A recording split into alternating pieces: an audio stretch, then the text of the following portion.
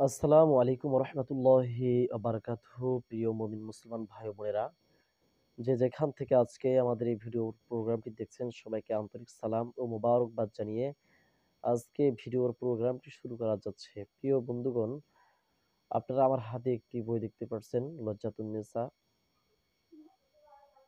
আজকে আমরা আলোচনা করব শত্রু দমন করার জন্য যে আমলগুলো আমরা করব। অর্থাৎ শত্রু প্রত্যেক মানুষের থাকবে, আছেই, কিয়ামত পর্যন্ত শত্রু থাকবেই। শত্রু থাকলেও শত্রু মানুষের ক্ষতি করবে। তাহলে এখন বাঁচবো কিভাবে? যেরকম ভাবে শত্রু রয়েছে, শত্রুর হাত থেকে বাঁচার জন্য আল্লাহ তাআলা মানুষদেরকে ব্যবস্থা করেও দিয়েছেন। তো আপনারা যদি শত্রুর হাত থেকে বাঁচতে চান, যে আমলটি আপনাদেরকে আমি করতে বলবো, ইনশাল্লাহ আপনারা প্রত্যেকেই এই আমলটি করার চেষ্টা করবেন। এই আমলটি খুবই সহজ, খুবই ছোট্ট একটি সূরা, আপনারা প্রত্যেকেই পারবেন। এই সূরাটির নাম হচ্ছে সূরা কাউসার। এই সূরাটির বিভিন্ন সময় বিভিন্ন আমল রয়েছে। আজকে আমরা একটি আমলের ব্যাপারে কথা বলবো, সেটি হচ্ছে শত্রুকে পরাজিত করার জন্য। অর্থাৎ শত্রু পরাজয় হবে আপনার কাছে, আপনার আমল করার কারণে শত্রু আপনার কাছে পরাজয় হবে যদি আপনি এই আমলটি করেন। আমলটি করতে হবে কিভাবে আমি আপনাদেরকে বলে দিচ্ছি।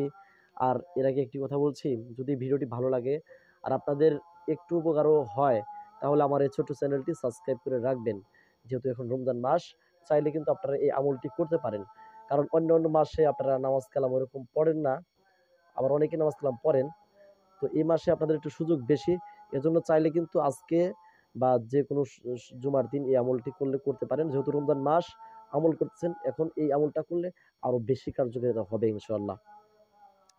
এর জন্য শত্রুকে পরাজিত করার জন্য সূরা কাউসার 100 বার পাঠ করতে হবে।